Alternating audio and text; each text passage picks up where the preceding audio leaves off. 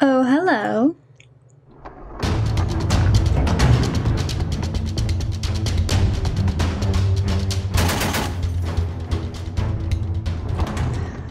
All right, everyone. Hello. Happy Wednesday to you. I hope you're having a great day. I got my new No Quarter in and have had a chance to read through it, so I want to tell you all a little bit about it in case you're debating whether or not you would like to buy this issue. Now, we are going over No Quarter issue number 72, and they've got a bunch of stuff in here. I mean, kind of as usual. You've got, like, painting competition stuff, painting techniques, new games, things like that. So we're just going to take it by the numbers. So as usual, they start with all of their new releases for the month of May. In this case, even though the issue says it's June, it's all of the May releases that they're showing off.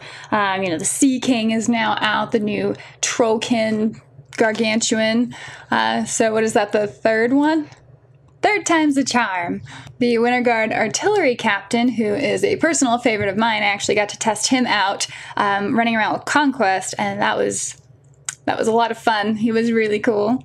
You get a few other models. I don't know, they're not Cadoran. It's not really that important. Like a new Menoth Jack Kid and some Crix thing. Hellslinger Phantom. Nope, I don't like it. I also noticed that one of the new releases is the Khador Core Army box. So for about $150, you can get a full list, I guess, to actually start playing. So probably a good time if you're looking to get into just buying in on an army. Obviously, you still have to pick the right one, Khador. And so that's pretty easy. And then you just make that investment and you're good to go. I guess Legion of Everblade's out too, but I mean, really. One thing I will point out, though, as far as some new releases, is they have really been bringing in some NIS models. We have the Rivas, I'm not sure how you say it yet. Those are NIS, that's a whole NIS unit that Legion of Everblade's able to use, so they're really kind of building more on that. Maybe we'll see a theme list for it. I don't know. And a lot of the new releases for this month really kind of revolve around the Retribution of Syra. The Lara has now become a full-fledged warcaster. The Hemera is now a jack that you can get. I don't know. And then we can't forget dear old Lord Gershild the Forgiven.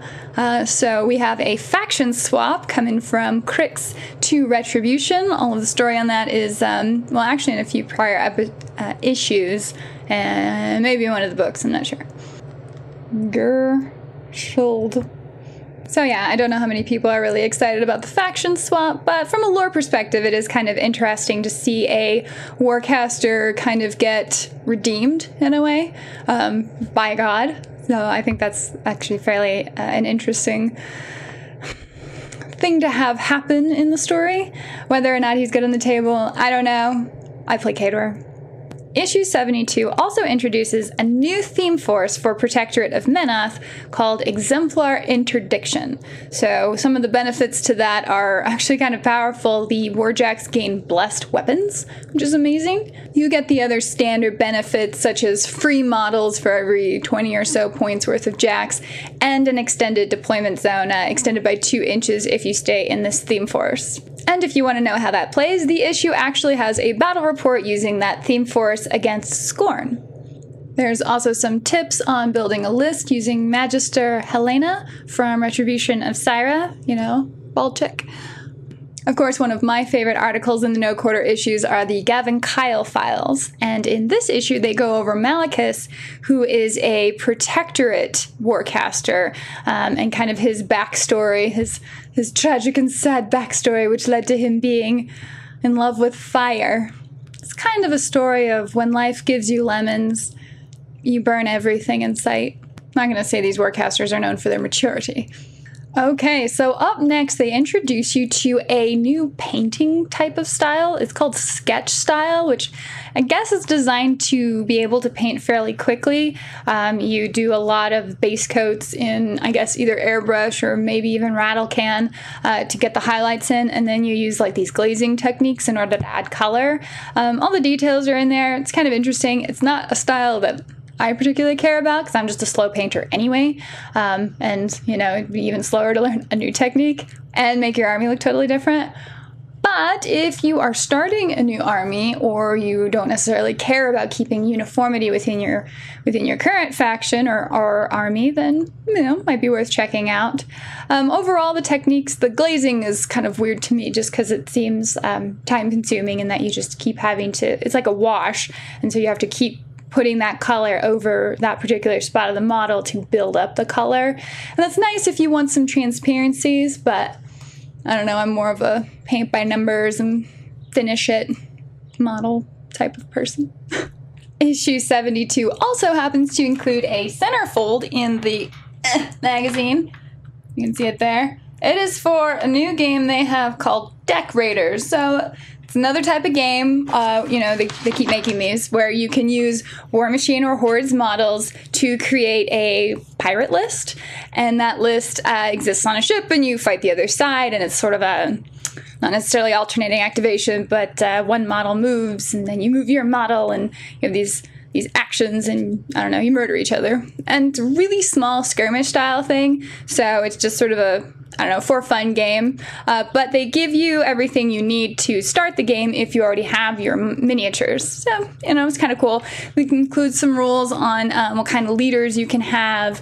You've got like a first mate, and there's like a cannon, and, all of your, red shirts, all of those poor sea dogs you send to their death. There's even like this little rope token system where you can swing across to the other ship and fight them. So basically the objective is just to, well, actually that's not true. You either can kill all the other models, but there's also several scenarios in which you're trying to take treasure from the other ship, or I'm not actually sure what all the scenarios are, but they give you a few. So I think they're just sort of testing the waters with this game. So if it's popular, they might expand more on it. That is some rocky looking water.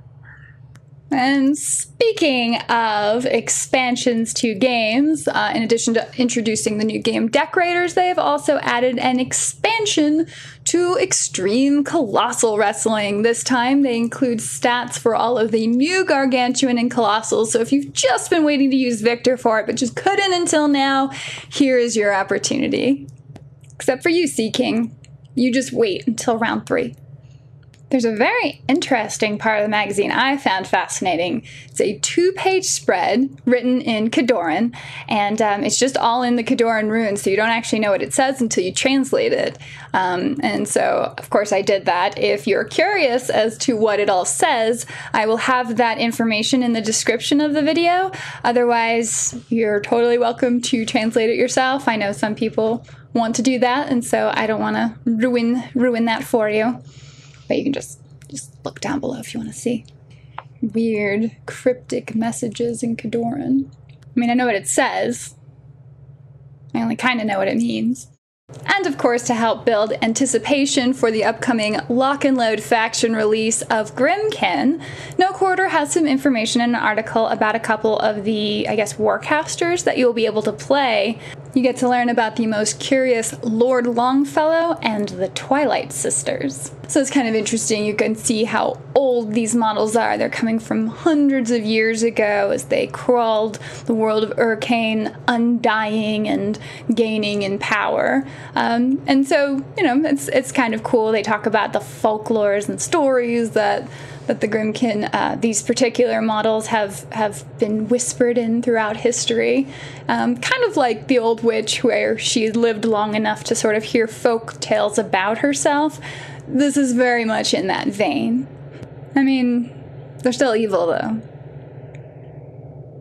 For those of you interested in painting your Retribution of Syra, which has been getting a lot of love this month, they have a whole painting guide on painting the Dawn Guard. So there's actually different color schemes that you can go with, and they give you like several options. I think there's like 5 different options of colors if you want to stick within the lore themes of the house, whatever, elf people.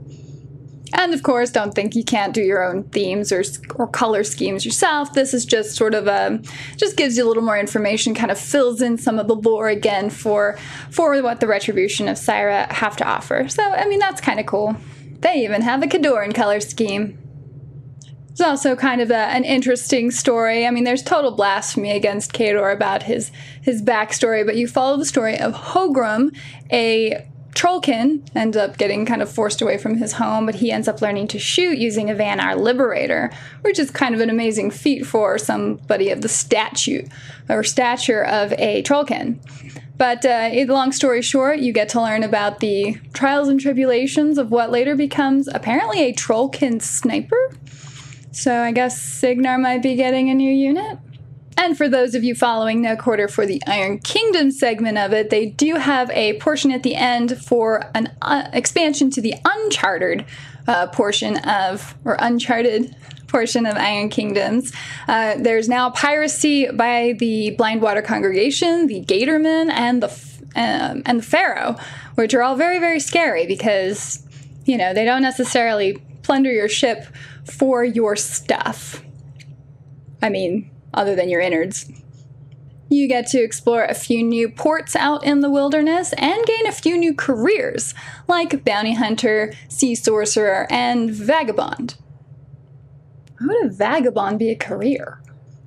And of course, the issue shows several new bits of treasure and items you can equip, including new mechanica. You can get a diving lantern, a marine chronometer, a speaking horn, and you can even upgrade your steamjack boiler to be amphibious, which actually seems kind of neat. Maybe they can include that in the main game, huh? And so that pretty much covers it. Of course, you have the painting competition stuff in there, and there's a lot of really talented artists who have put forward their miniatures, and I think Privateer gave a fair shake at showing a lot of models in there. So congratulations to all the winners who painted amazing looking miniatures and got published. I am very jealous of you. That's it for this video. Thank you guys so much for watching. Definitely leave a comment. I'd like to know actually what your favorite part of No Quarter is, just out of curiosity, or if you even read the magazine. So I don't know. But I hope you found this video helpful or interesting or anything like that. Again, thank you so much for watching. Have a great Wednesday, and we will see you next time.